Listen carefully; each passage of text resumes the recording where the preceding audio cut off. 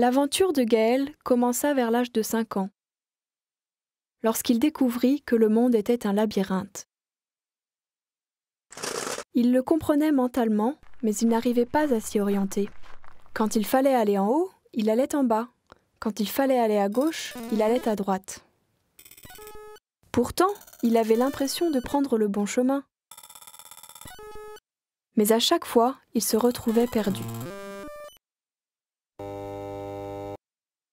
Il ne cessait de déchirer ses t-shirts ou de tacher ses vêtements en mangeant.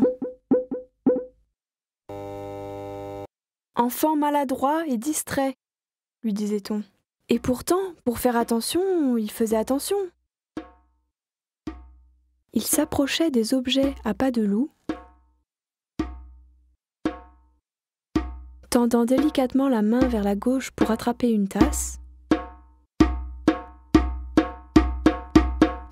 Et là, brusquement, sa main prenait vie, bifurquait vers la droite, tournait violemment vers la gauche, heurtait l'objet qui se brisait sur le sol. Et ce n'étaient pas les seuls mauvais tours que lui jouait sa main. Le jour où il se mit à dessiner sa première lettre, on lui expliqua.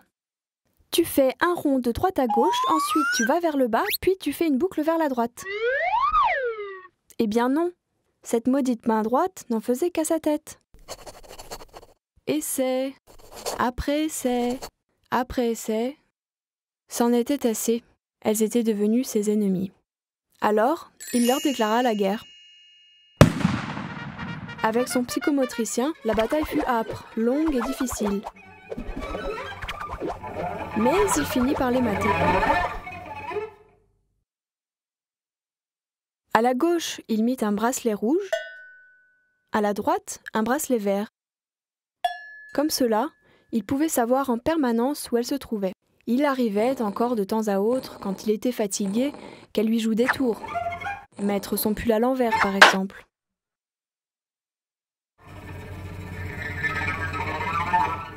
Mais à force de travail et de concentration, de beaucoup de travail et de beaucoup de concentration, mais aussi un peu d'organisation, tout se passait mieux.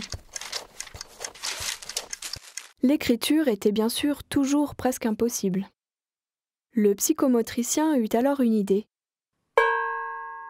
Il donna à Gaël un ordinateur.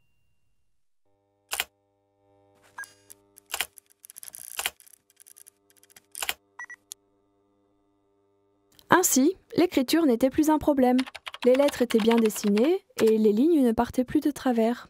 Le bonheur que c'était pour Gaël quand toute chose était organisée et à sa place.